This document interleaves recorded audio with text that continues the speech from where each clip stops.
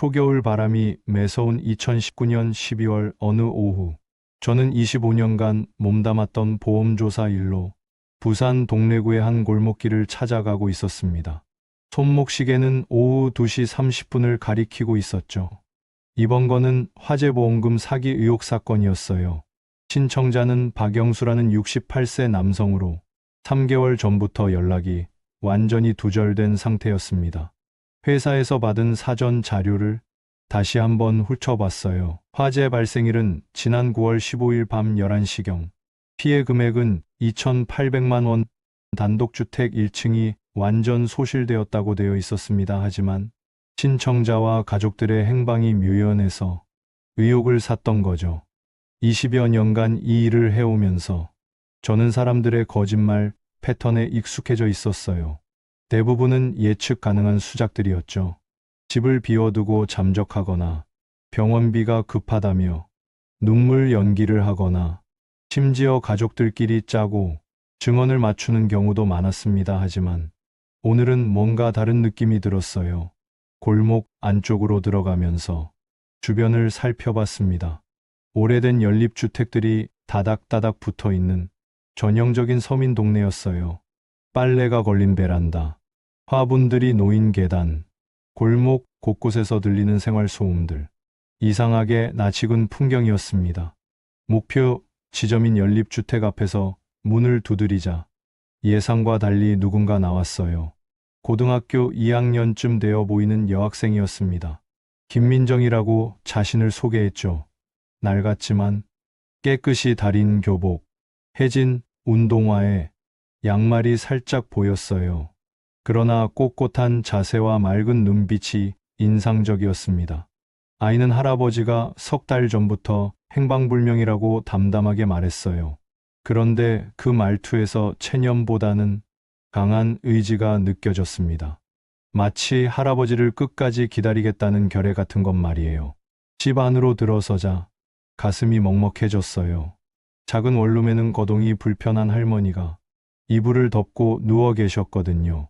할머니는 제가 들어오자 힘겹게 고개를 들어 인사하려 하셨어요. 민정이가 급히 할머니를 부축하며 다시 누우시라고 했습니다. 냉장고 위에는 식은 미역국 한 그릇이 덩그러니 놓여 있었어요. 아마 점심으로 끓인 것 같았는데 양이 너무 적어 보였습니다. 벽 한쪽에는 병원비 영수증들이 수북이 쌓여 있었어요. 할머니 치료비, 약값 영수증들이 대부분이었습니다. 방 한 구석에는 할아버지의 흔적들이 남아 있었어요. 오래된 안경, 낡은 신문들, 그리고 연필로 빼곡히 적힌 메모지들. 민정이는 할아버지가 매일 뭔가를 열심히 적으셨다고 말했습니다. 특히 화재가 일어나기 전 한 달 동안은 더욱 그랬다고 했어요. 그런데 제 시선을 사로잡은 것은 민정이가 품에 꼭 안고 있던 낡은 가계부였어요. 겉표지가 다 해져서 투명 테이프로 여러 번 붙여놓은 모습이었죠. 모서리는 닳아서 둥그러져 있었고 표지의 글씨도 거의 지워져 있었어요. 민정이는 그것이 할아버지께 전하고 싶은 말들을 매일 적어놓는 수첩이라고 설명했습니다. 할아버지가 돌아오시면 꼭 보여드리고 싶다면서 보물처럼 소중히 간직하고 있다고 했어요. 민정이가 가계부를 살짝 열어 보여줬는데 그 안에서 충격적인 내용을 발견했어요. 할아버지가 마지막에 남긴 편지가 첫 페이지에 끼워져 있었거든요. 연필로 써진 글씨가 조금 떨려 보였습니다. 편지에는 이런 내용이 적혀 있었어요. 민정아, 할아버지가 갑자기 떠나게 되어 미안하다. 보험회사 사람들을 조심해라. 그들이 할아버지를 속이려 했단다. 진실은 반드시 밝혀질 것이다. 그 순간 제 가슴 한편이 이상하게 저려왔어요. 30년 가까이 냉정함으로만 무장해온 제 마음이 갑자기 흔들렸습니다. 아이의 얼굴이 어디선가 본 듯한 강한 기시감으로 다가왔어요. 더 놀라운 건 그 다음이었습니다. 민정이가 보여준 할아버지의 다른 메모들을 보니 거기에 동래구, 명륜동, 123번지라는 주소가 계속 나오는 거예요. 그 주소는 바로 제가 어린 시절 40년 전에 살았던 우리 집 주소였거든요. 순간 어지러움이 몰려왔습니다. 40년 전 그 골목, 그 기억들이 갑자기 생생하게 되살아났어요. 아버지가 일찍 돌아가시고 어머니 혼자 저와 여동생을 키우며 힘들어 하시던 시절, 그때 동네에서 우리 가족을 도와주던 할아버지가 계셨는데 저는 늘 하던 대로 조사 노트에 사기 확실, 강력 추진 표시를 하려다가 펜을 멈췄어요. 손이 떨리기 시작했거든요. 숫자와 증거로만 가득했던 제 노트가 오늘만큼은 무겁게 느껴졌습니다. 민정이가 창가에 서서 바깥을 바라보며 혼잣말을 했어요. 할아버지는 분명 돌아오실 거라고, 그때까지 할머니와 함께 꿋꿋이 기다리겠다고. 아이의 옆모습이, 창문 너머 겨울 햇살에 비치는 모습이 묘하게 그리워 보였습니다. 민정이는 할아버지가 사라지기 전 마지막 며칠 동안의 일들을 차근차근 설명해 주었어요. 할아버지가 보험 관련 서류들을 계속 들여다보시고 전화를 여러 번 거시더라고 했습니다. 특히 화재 발생 전날에는 밤늦게까지 뭔가를 열심히 적고 계셨다고 했어요. 그런데 또 다른 충격적인 발견이 있었어요. 벽에 걸린 오래된 가족 사진을 보니 젊은 시절의 박영수 할아버지 모습이 보였거든요. 그 얼굴이 제게는 너무나 낯익었어요. 어린 시절 동네에서 자주 보던 그 자상한 미소, 그 따뜻한 눈빛이 그대로였습니다. 가족 사진 옆에는 또 다른 사진이 있었어요. 1980년대로 보이는 동네 사진이었는데 거기에 어린 아이 하나가 할아버지 손을 잡고 서 있는 모습이 보였습니다. 그 아이의 모습이 어린 시절 제 모습과 너무 닮아 있었어요. 민정이가 마지막으로 할아버지의 수첩 한 페이지를 더 보여줬어요. 거기에는 이런 글이 적혀 있었습니다. 보험회사에 마지막 전화를 걸었다. 진실을 말하려고 했는데 그들이 듣지 않더구나. 그 아래에는 희미하게 지워진 글자들이 있었어요. 혹시 그때 그 아이가 어른이 되어서 완전히 읽을 수는 없었지만 누군가에 대한 희망을 품고 계셨던 것 같았습니다. 그 페이지 구석에는 다른 필체로 쓰인 메모가 있었어요. 김군 보험회사. 글자가 희미해서 정확히 읽기는 어려웠지만 누군가를 떠올리며 쓰신 것 같았습니다. 제 심장이 쿵쾅거리기 시작했습니다. 김씨 집 아들. 그것은 바로 저를 말하는 것 같았거든요. 할아버지가 저를 기억하고 계셨다는 뜻이었을까요? 그 말에 저도 모르게 입이 열렸어요. 할아버지는 분명 돌아오실 거라는 말이 업무용 멘트가 아닌 진심 어린 위로의 말로 흘러나왔거든요. 제 목소리가 평소와 달리 떨리고 있었습니다. 집을 나서면서 저는 온몸이 떨리는 것을 느꼈어요. 오늘 제가 만난 것은 단순한 조사 대상이 아니었습니다. 제 과거와 이상하게 연결된 운명 같은 만남이었던 거죠. 집에 돌아와서 잠들지 못하고 오래된 서랍을 뒤지기 시작했어요. 며칠에 걸쳐 어린 시절 물건들을 찾던 중 동래구 명륜동에서 찍은 사진 한 장을 발견했습니다. 배경에 지금 민정이네가 살고 있는 그 연립주택이 그대로 보였어요. 40년이 지났는데도 거의 변하지 않은 모습이었습니다. 사진 속 7살 제 모습 옆에는 큰 어른이 서 계셨어요. 얼굴이 잘 보이지는 않았지만 그 체격과 자세가 오늘 본 가족사진 속 젊은 박영수 할아버지와 닮아 있었습니다. 그날 밤 저는 오래된 서랍을 뒤져서 어린 시절 일기장을 찾았어요. 누렇게 바랜 일기장을 펼치며 1979년과 1980년 부분을 찾아봤습니다. 과연 그 안에서 놀라운 기록들을 발견했어요.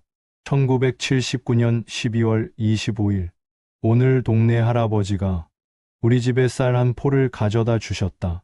어머니가 눈물을 흘리셨다. 1980년 2월 14일 할아버지가 제 학용품을 사주셨다. 새 공책과 연필들이 너무 예쁘다. 1980년 6월 30일 할아버지 덕분에 어머니 병원비를 낼 수 있었다. 할아버지는 천사 같다. 일기를 읽으면서 저는 울컥했습니다. 어린 시절 우리 가족의 생명줄 같은 존재였던 그분이 바로 박영수 할아버지셨던 것 같았거든요. 그리고 이제 그분의 손녀가 똑같은 어려움에 처해 있었습니다. 저는 이제 확신했습니다. 이 모든 일이 단순한 우연이 아니라는 것을 40년 전 제게 손을 내밀어 주셨던 그분의 손녀를 만나게 된 것은 분명 운명이었어요.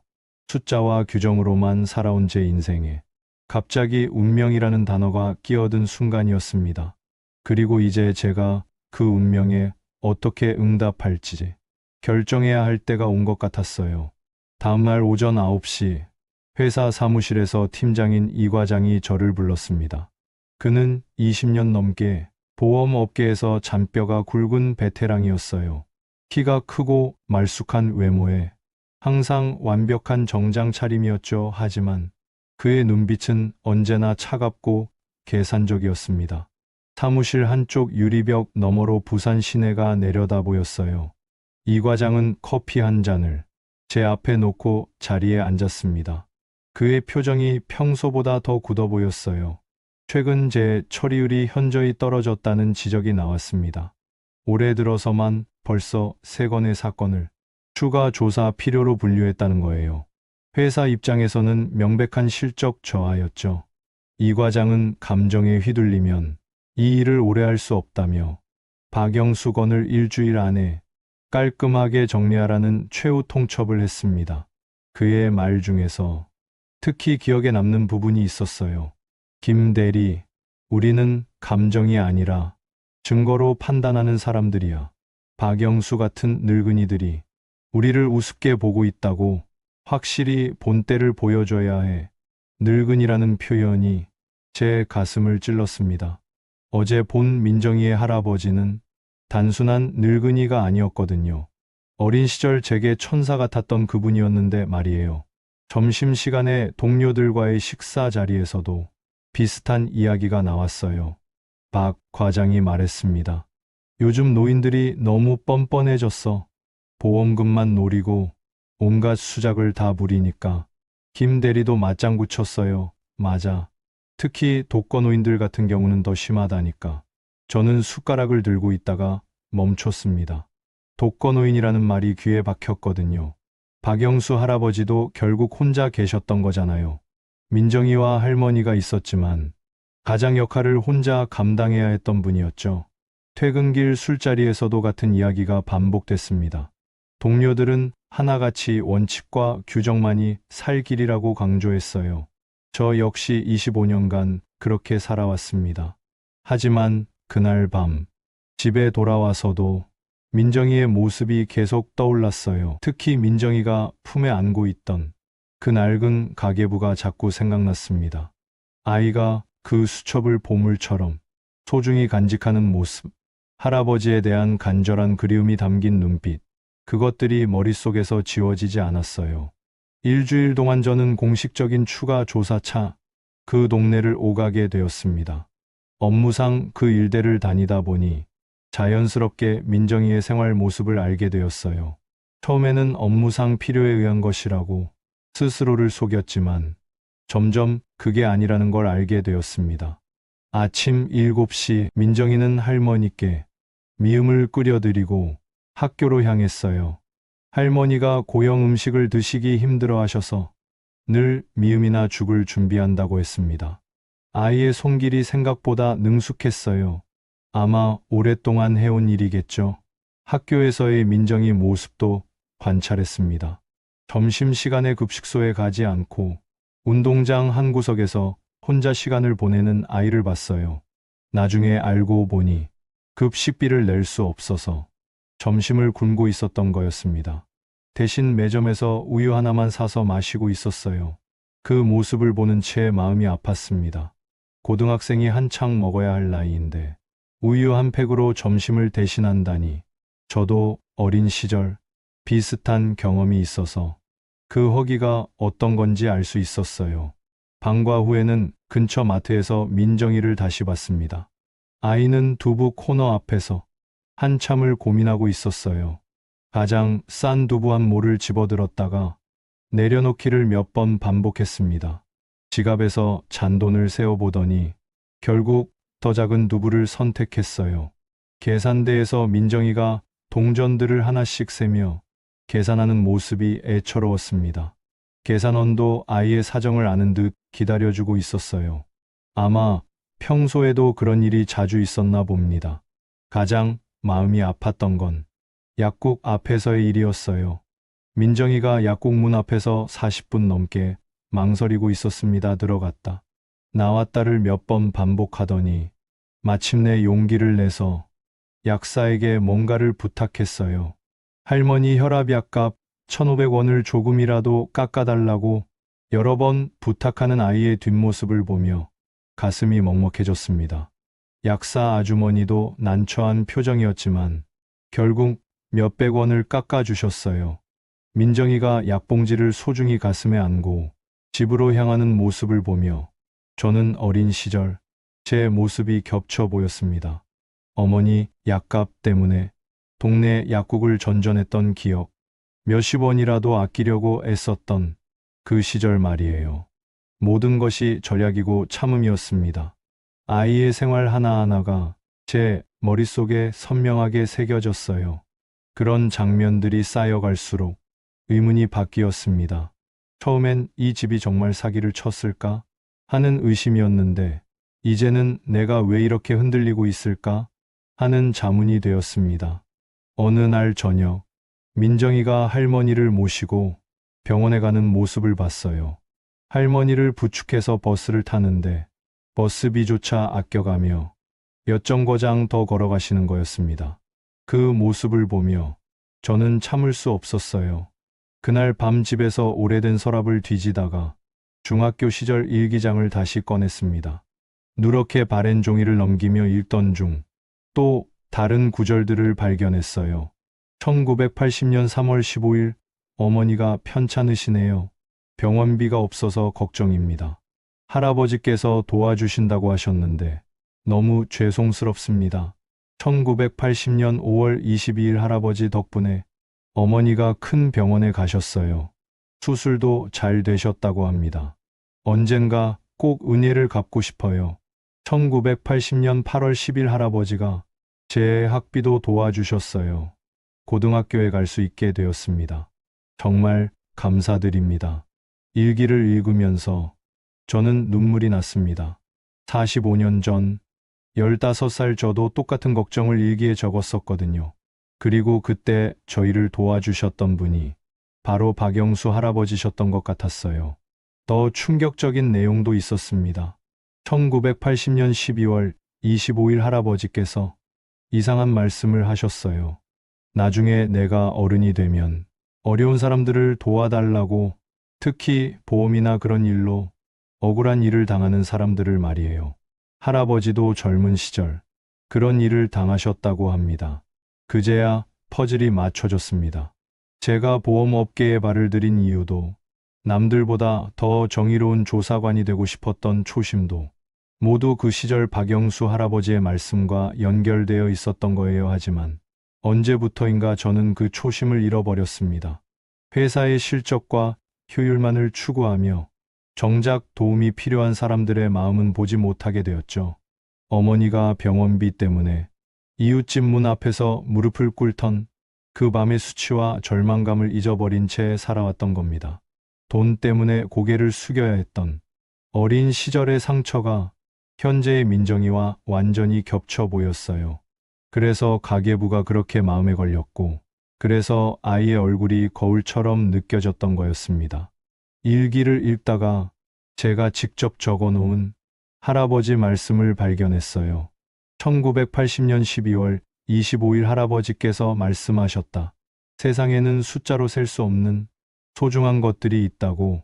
사람의 마음, 가족의 정, 이웃의 온정 같은 것들. 나중에 어른이 되어서도 이것들을 잊지 말라고 하셨다. 그 메모를 보는 순간 저는 처음으로 규정과 원칙이라는 차가운 벽과 마음속 기억이라는 따뜻한 목소리가 정면으로 부딪히는 순간에 서 있다는 걸 깨달았습니다. 회사의 원칙은 저를 한쪽으로 끌어당겼고, 과거의 기억은 저를 다른 쪽으로 이끌었어요. 숫자로 된 보고서와 사람의 마음이 서로 다른 방향으로 저를 잡아당기고 있었습니다. 그날 밤 저는 잠들지 못했어요. 창밖으로 보이는 도시의 불빛들을 바라보며 생각했습니다. 25년간 제가 추구해온 것이 과연 옳은 길이었을까? 할아버지께서 저에게 바라셨던 어른이 되었을까? 민정이의 모습이 자꾸 떠올랐습니다. 할머니를 돌보는 아이의 손길, 몇백 원을 아끼려는 절약 정신, 그리고 할아버지를 기다리는 눈빛, 그 모든 것이 45년 전 어린 제 모습과 너무나 닮아 있었어요. 저는 이제 결정해야 할 기로에 서 있었습니다. 회사의 원칙을 따라 박영수 할아버지를 사기꾼으로 몰아갈 것인가? 아니면 45년 전 저를 도와주신 그 은혜를 이제라도 갚을 것인가? 숫자와 사람 사이에서, 원칙과 마음 사이에서 저는 선택해야 했습니다. 일주일이 지나자 이 과장이 직접 움직였습니다. 그는 법무팀 직원 2명과 함께 민정인의 집으로 향한다고 통보했어요. 보험금 사기 확정 판정을 내리고 강력한 법적 조치를 취하겠다는 것이었습니다. 더 이상 시간을 끌 수 없다며 오늘 안에 모든 걸 정리하겠다고 했어요. 제가 급하게 그들보다 먼저 도착했을 때 이미 상황은 심각했습니다. 문 앞에서 민정이가 떨리는 목소리로 사정하고 있었어요. 할머니가 갑자기 쓰러져서 응급실에 계시다며 조금만 더 시간을 달라고 애원하고 있었습니다. 그런데 이 과장의 반응이 예상과 달랐어요. 그는 민정이를 보더니 이상한 웃음을 지었습니다. 마치 누군가를 알아보는 듯한 표정이었어요. 그리고 입에서 나온 말이 저를 충격에 빠뜨렸습니다. 이 과장은 이 주소가 어디선가 본 것 같다며 예전에 처리했던 사건이 아니냐고 했어요. 정확한 기억은 안 나지만 비슷한 패턴의 사기 사건이었다고 주장했습니다. 저는 온몸이 떨렸습니다.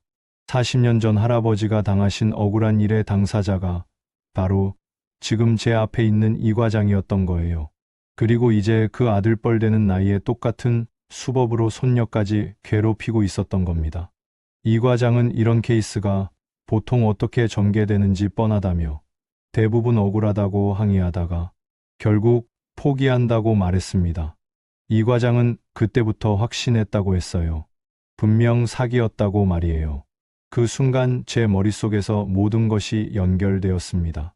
40년 전 어린 저를 도와주신 할아버지가 당하신 억울함, 그리고 지금 그 손녀가 겪고 있는 똑같은 상황, 이 모든 게 우연이 아니었던 거예요. 이 과장은 제게 마지막 제안을 했습니다. 이것만 깔끔하게 처리해주면 팀장 자리로 승진시켜 주겠다는 거였어요. 연봉도 30% 인상이라고 했습니다. 하지만 저는 그 제안을 들을 수 없었어요. 민정이가 저를 바라보는 눈빛이 절망에 찬 것을 보고 더 이상 침묵할 수 없었습니다. 그날 밤 잠 못 이루며 고민했어요. 다음날 아침 출근해서 저는 이 과장에게 말했습니다. 하루 더 시간을 달라고, 이 사건에 대해 다른 방법을 찾아보겠다고 했어요. 그리고 사흘 후 저는 결정을 내렸습니다. 제가 개인적으로 이 건을 책임지겠다고 선언했습니다. 이 과장의 얼굴이 일그러졌어요. 제가 무슨 돈으로 그걸 처리한다는 거냐며 의심스러워했습니다. 저는 떨리는 목소리로 제 퇴직금과 예금으로 처리하겠다고 답했어요. 회사 논리로는 자살 행위였지만 인간으로서는 마지막 양심이었습니다. 그 결정을 내리는 순간 저는 사실상 25년간 몸담았던 보험업계의 룰을 벗어나는 길을 선택했어요. 예상했던 대로 곧바로 역풍이 불어왔습니다. 이 과장은 제가 회사 기밀을 유출하고 고객과 내통했다는 무거운 혐의를 씌웠어요. 더 나아가 민정이네와 제가 특별한 관계가 아니냐며 사실 친척이거나 아는 사이가 아니냐고 의심했습니다. 회사 감사팀이 나서고 긴급 징계위원회가 꾸려졌어요. 저는 은행 계좌 내역서 외에는 마땅한 해명 자료를 제시하기 어려웠습니다. 개인 돈이라고 주장해도 출처를 의심하는 시선들이 따가웠어요. 특히 이 과장은 제가 민정인회에서 뇌물을 받았을 가능성까지 제기했습니다. 제가 갑자기 이런 거액을 어디서 구했겠냐며 분명 뒤가 있을 거라고 주장했어요. 조사가 길어질수록 회사의 시스템과 동료들의 연대는 한 몸처럼 움직였습니다.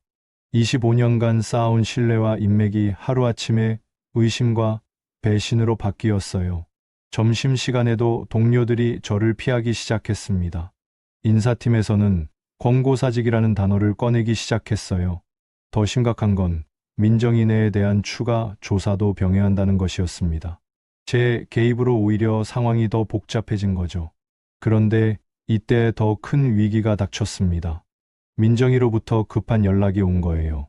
할머니가 응급실에서 위독한 상태가 되었다는 소식이었습니다.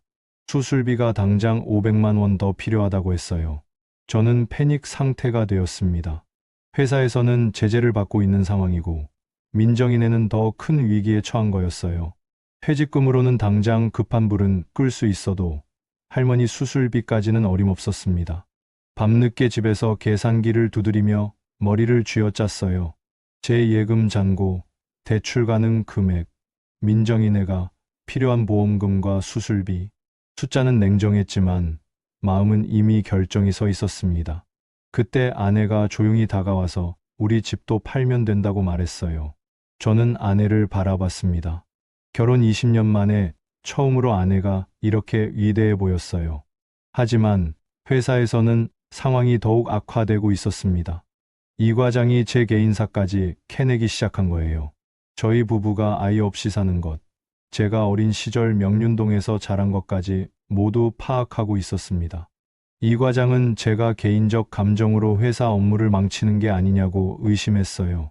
어린 시절 추억 때문에 판단력을 잃은 건 아니냐며 추궁했습니다. 그 말을 들은 순간 저는 모든 게 명확해졌습니다. 이 과장은 40년 전부터 지금까지 같은 방식으로 약한 사람들을 괴롭혀온 거였어요. 그리고 저는 그런 시스템에 25년간 몸담으며 공범 노릇을 해온 거였습니다. 동네 사람들도 소문을 듣고 수근거리기 시작했어요.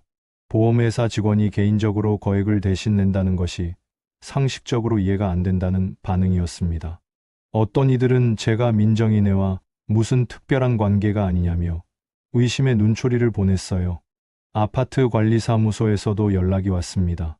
관리비 연체를 하지 말라는 경고였어요. 제 신용도에 문제가 생기기 시작한 거죠. 카드회사에서도 한도 조정 통보가 날아왔습니다. 모든 것이 무너져가고 있었습니다. 직장, 신뢰, 사회적 평판, 심지어 경제적 기반까지. 하지만 이상하게도 마음 한구석은 편안해져 있었어요. 25년간 저를 지켜주던 안전망이 사실은 저를 올가매던 족쇄였다는 걸 깨달았기 때문이었습니다. 어느 날 민정이가 병원에서 작은 쪽지를 가져왔습니다. 할머니께서 의식을 잃으시기 전에 써달라고 하신 글이었어요. 거기에는 이런 내용이 적혀 있었습니다. 고마운 분께 전하는 말씀으로 40년 만에 김군을 다시 만나게 해주신 하늘에 감사한다는 내용이었어요. 그 한 문장이 모든 손실의 장부를 덮고 새로운 계산법을 가르쳐 주었습니다. 저는 비로소 알았어요.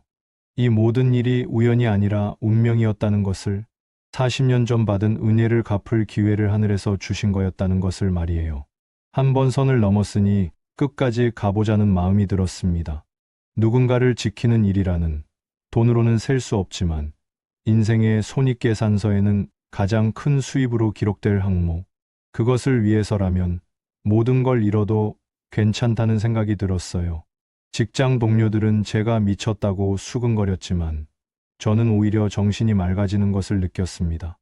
25년 동안 잊고 살았던 제 본래 모습을 되찾는 기분이었어요. 숫자와 실적에 매몰되어 사람의 마음을 잊고 살았던 세월이 너무 아깝게 느껴졌습니다. 권고사직 처분이 내려지기 직전 예상치 못한 일이 벌어졌습니다. 민정이가 할아버지의 오래된 서류 상자를 정리하다가 중요한 발견을 한 거예요. 상자 맨 밑바닥에서 40년 된 낡은 파일 하나를 찾아낸 것이었습니다. 그 파일은 두꺼운 비닐 포장지에 쌓여 있었어요. 습기와 벌레로부터 보호하기 위해 정성스럽게 포장되어 있었습니다. 민정이가 조심스럽게 포장을 뜯자 안에서 놀라운 내용들이 쏟아져 나왔어요. 파일 안에는 1979년과 1980년의 화재 보험 관련 서류들이 연도순으로 정리되어 있었습니다. 박영수 할아버지는 40년 전 화재 사건 당시의 모든 증거를 꼼꼼히 보관해 두셨던 거예요. 사진, 증인 진술서, 현장 스케치, 심지어 당시 이 과장의 부정행위를 목격한 내용까지 상세히 기록되어 있었습니다. 특히 눈길을 끈 것은 할아버지가 직접 작성한 일일 관찰 기록이었어요. 1979년 12월부터 1980년 6월까지 거의 매일같이 이 과장의 행동을 관찰하고 기록한 내용들이 빼곡히 적혀 있었습니다. 기록을 읽어보니 소름이 돋았어요. 당시 신입 조사관이었던 이 과장은 처음부터 조작에 능했던 겁니다. 할아버지의 정당한 보험금 청구를 고의로 기각시키면서 그 과정에서 증거를 은밀하게 왜곡했다는 내용이 날짜별로 상세하게 기록되어 있었어요. 1979년 12월 18일, 이 조사관이 현장에서 화재 원인을 조작하려 한다. 멀쩡한 전선을 일부러 손상시키는 모습을 목격했다. 1980년 1월 5일, 이 조사관이 거짓 증인을 매수하려 한다. 옆집 김 씨에게 돈을 건네며 거짓 증언을 부탁하는 것을 보았다. 1980년 2월 20일, 현장 사진을 조작한다. 원래 사진과 다르게 편집된 사진을 증거로 제출할 계획인 것 같다. 할아버지는 마치 언젠가는 진실이 밝혀질 것을 대비한 것처럼 모든 부정행위를 낱낱이 기록해 두셨던 거예요. 그 치밀함과 끈기에 저는 감탄할 수밖에 없었습니다.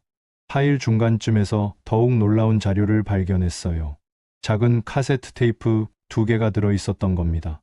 라벨에는 1980.2.15와 1980.3.2라고 적혀 있었어요. 민정이네 집에서 오래된 라디오 카세트를 찾아 테이프를 재생해 봤습니다. 첫 번째 테이프를 재생해 봤지만 음질이 좋지 않았어요. 그래도 중요한 부분은 들을 수 있었습니다. 젊은 시절 이 과장의 목소리로 추정되는 음성이 상급자에게 박영수, 할아버지 사건을 부정적으로 보고하는 내용이었습니다. 두 번째 테이프는 더욱 충격적이었어요. 이 과장이 다른 직원과 공모하여 증거를 조작하는 계획을 세우는 대화가 선명하게 담겨 있었습니다. 40년 전 녹음 기술로는 상당히 선명한 음질이었어요. 파일 마지막 페이지에서는 할아버지의 장문의 편지를 발견했습니다. 그것은 3개월 전 할아버지가 사라지기 직전에 쓴 것으로 보였어요. 편지를 읽으며 저는 온몸에 소름이 돋았습니다. 편지에는 이 과장이 최근 들어 민정인의 주변을 배회하며 이협적인 행동을 보였다는 내용이 자세히 적혀 있었어요. 할아버지는 40년 전에 진실이 밝혀질 것을 두려워한 이 과장이 보복할까봐 잠시 피신한다고 했습니다. 무엇보다 가슴을 뛰게 한 건 편지의 마지막 부분이었어요. 할아버지는 어린 시절 도움을 준 김군, 즉 저에 대한 이야기를 쓰셨던 겁니다. 그 아이가 지금 보험회사에서 일한다는 소식을 들었다며 혹시나 해서 이 모든 증거를 준비해뒀다고 하셨어요. 만약 내게 무슨 일이 생기면 민정이야, 이 모든 자료를 김군에게 가져가거라. 40년 전 우리 가족을 도와준 그 아이가 이제 어른이 되어 다시 우리를 도와줄 수 있을 것이다. 편지를 읽으며 저는 울컥했습니다. 할아버지는 40년 동안 저를 기억하고 계셨던 거예요. 그리고 언젠가 이런 날이 올 것을 예상하며 차근차근 준비하고 계셨던 겁니다. 민정이와 함께 할아버지가 편지에서 언급한 장소를 찾아갔어요. 집 근처 작은 산 중턱에 있는 큰 바위 틈이었습니다. 그곳에서 두꺼운 플라스틱 봉지에 쌓인 또 다른 증거 뭉치를 발견했어요. 그 안에는 40년 전 이 과장의 부정행위를 입증하는 결정적 증거들이 완벽하게 보관되어 있었습니다. 조작되기 전의 원본 현장 사진들, 매수되기 전 증인들의 실제 증언서, 그리고 이 과장이 동료와 공모 계획을 세우는 추가 녹음 테이프들까지 말이에요. 할아버지가 이렇게까지 자료를 보관하신 이유를 알 것 같았습니다. 억울함을 혼자 사귀지 않고 언젠가는 진실이 밝혀지기를 바라는 간절한 마음이셨던 거예요. 저는 이 모든 증거를 정리해서 곧바로 본사 감사팀에 직접 찾아갔습니다. 처음에는 이미 결론난 사건이라며 면담을 거부했지만 40년 된 증거들과 할아버지의 상세한 기록을 제시하자 분위기가 180도 바뀌었어요. 감사팀장은 카세트 테이프를 재생해 보고는 말을 잃었습니다. 거기에는 젊은 시절 이 과장의 목소리가 너무나 선명하게 담겨 있었거든요. 부정행위를 계획하고 실행하는 전 과정이 생생하게 녹음되어 있었어요. 감사팀은 즉시 비상체제로 전환되었습니다. 40년 전 사건뿐만 아니라 이 과장이 그동안 처리한 모든 사건에 대한 전면 재조사가 시작된 거예요. 조사 결과는 심각했습니다. 이 과장이 지난 20년간 처리한 사건들 중 약 40여 건에서 부적절한 처리가 확인되었어요. 특히 경제적으로 어려운 고객들의 정당한 청구를 과도하게 까다롭게 처리한 사례들이 발견되었습니다. 이 과장은 이런 방식으로 회사 내에서 비용 절감의 달인이라는 평가를 받으며 승진가도를 달려왔던 겁니다. 그의 부정행위로 인해 피해를 본 고객들의 총 손실액은 수십억 원에 달했어요. 본사에서는 긴급히 외부 변호사와 회계사로 구성된 특별감사단을 만들었습니다. 이 과장에 대한 모든 권한이 즉시 정지되었고 저에 대한 징계 역시 전면 보류되었어요. 회사 내부는 완전히 뒤집혔습니다. 이 과장과 함께 일했던 직원들이 줄줄이 조사받기 시작했고 그동안의 업무 처리 방식에 대한 전면적인 재검토가 시작되었어요. 조사가 진행되던 중 민정이로부터 놀라운 소식이 전해졌습니다. 할아버지께서 친척집에서 돌아오셨다는 거였어요. 며칠 후 할아버지께서는 직접 증언을 위해 회사를 방문하셨습니다. 석 달 동안 멀리 경주에 있는 친척집에 머물며 상황을 지켜보고 계셨다고 했습니다. 할아버지께서 회사에 직접 나타나신 순간 사무실 전체가 술렁였어요. 40년 전 억울한 일을 당하신 그 당사자가 살아서 증언하러 오신 거였으니까요. 할아버지는 민정이를 꼭 안으시며 한참을 우셨어요. 석 달 동안 헤어져 있으면서 얼마나 걱정이 많으셨는지 그 마음이 고스란히 전해져 왔습니다. 그리고 할아버지는 저를 보더니 40년 만에 다시 만난다며 감격해 하셨어요. 어린 시절 도움을 준 그 아이가 이렇게 성장해서 다시 자신들을 도와주는 것이 꿈만 같다고 하시며 제 손을 꼭 잡으셨습니다. 할아버지께서 직접 증언에 나서면서 상황은 완전히 역전되었습니다. 40년 전의 진실뿐만 아니라 최근 이 과장이 할아버지를 협박했던 사실까지 모두 생생하게 증언하셨어요.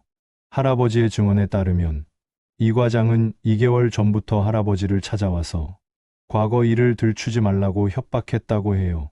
심지어 민정이에게 해를 가할 수도 있다는 위협까지 했다고 했습니다. 이번 보험금 청구건도 사실은 완전히 정당한 것이었어요. 할아버지가 정성껏 키우던 작은 가게가 전기 누전으로 인한 화재로 전소된 거였는데 이 과장이 과거를 덮기 위해 고의로 사기로 몰아간 거였습니다. 회사 분위기는 완전히 바뀌었어요. 그동안 이 과장을 무서워했던 직원들이 하나둘씩 진실을 증언하기 시작했습니다. 40년간 쌓였던 거짓의 탑이 한순간에 무너지는 순간이었어요. 본사에서는 대규모 인사 쇄신을 발표했습니다. 이 과장과 연루된 간부들이 줄줄이 해임되었고 그동안 피해를 본 고객들에 대한 전면적인 보상 작업도 시작되었어요. 저에게는 공식적인 사과와 함께 파격적인 제안이 왔습니다. 윤리경영본부장으로 특진시켜 이런 일이 재발하지 않도록 시스템을 전면 개선해달라는 거였어요. 하지만 저는 그 제안을 정중히 거절했습니다. 25년간 이 회사에서 일하면서 진짜 보람을 느낀 건 오늘이 처음이었어요. 하지만 동시에 이 시스템 안에서는 근본적인 변화가 어렵다는 것도 깨달았습니다. 병원에서 치료받고 계시던 할머니도 할아버지가 돌아오시자 기적같이 회복되기 시작하셨어요. 의사들도 놀랄 정도로 빠른 회복이었습니다. 역시 가족이 함께 있는 것만큼 좋은 약은 없는 것 같았어요. 민정이는 그동안의 스트레스가 한꺼번에 풀렸는지 한참을 울음을 그치지 못했어요. 할아버지가 살아서 돌아오신 것도, 모든 오해가 풀린 것도, 그리고 저 같은 도움의 손길이 나타난 것도 모두 꿈만 같다고 했습니다. 저는 그날 밤 정말 오랜만에 깊고 편안한 잠을 잤어요. 25년간 몸담았던 회사 생활에서 처음으로 진짜 보람을 느낄 수 있었거든요. 숫자와 실적이 아니라 사람과 정의가 승리하는 소중한 경험을 하게 된 거였습니다. 무엇보다 40년이라는 긴 시간을 거쳐 이어진 인연의 신비로움을 깨달았어요. 어린 시절 받은 도움이 이렇게 큰 은혜로 되돌아올 줄은 꿈에도 몰랐습니다. 정말 신기한 인연이라는 생각이 들었어요. 이 과장이 해임되고 모든 진실이 밝혀진 후 회사는 저에게 파격적인 제안을 했습니다. 윤리경영본부장으로 특진시켜 주겠다는 거였어요. 연봉은 2배로 올려주고 전사적 개혁을 주도해달라는 내용이었습니다. 하지만 저는 그 제안을 정중히 거절했어요.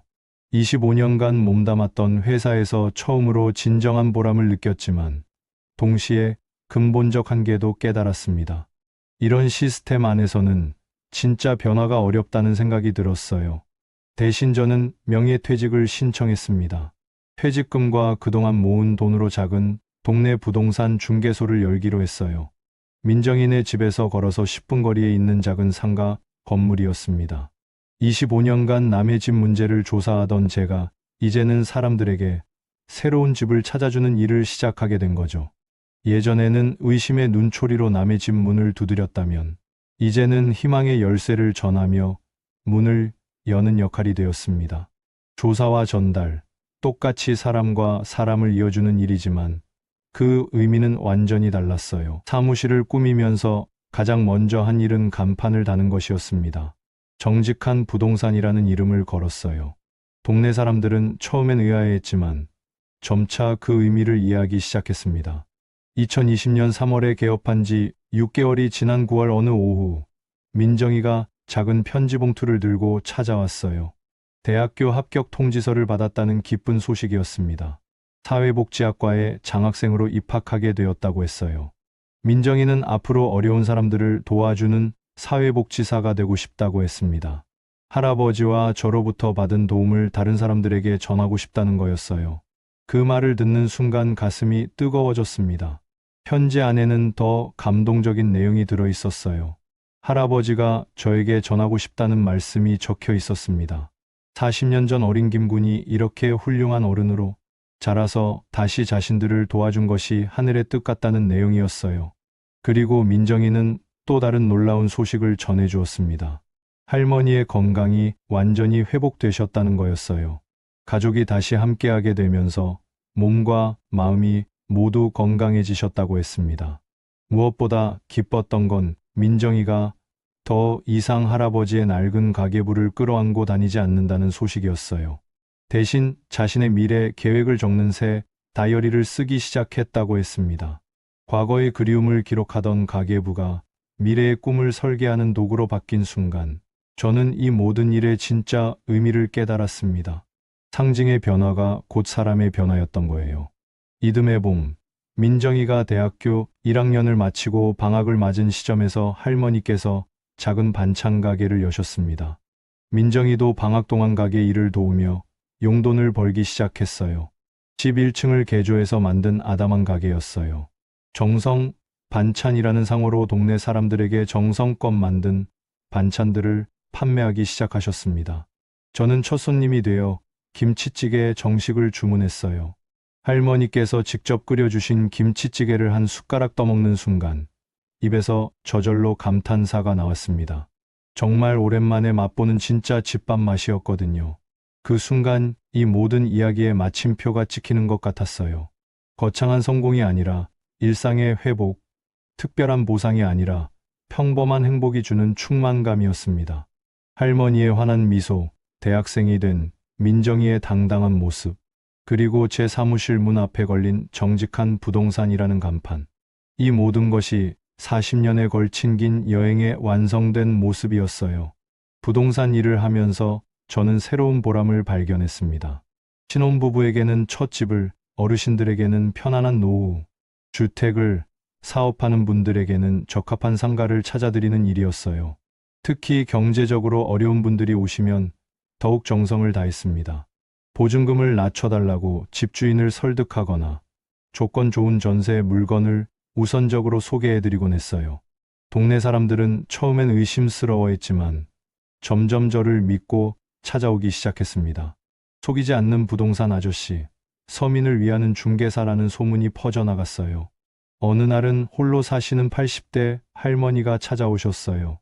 전세금이 떨어져서 이사를 가야 하는데 갈 곳이 없다며 눈물을 보이셨습니다. 저는 3주 동안 발품을 팔아서 조건에 맞는 집을 찾아드렸어요. 계약이 성사된 날, 그 할머니께서 제 손을 꼭 잡으시며 고맙다고 하셨습니다. 그 순간 저는 깨달았어요. 이것이 바로 제가 찾던 진짜 일의 의미라는 것을 말이에요. 요즘 저는 매일 밤 간단한 일기를 씁니다.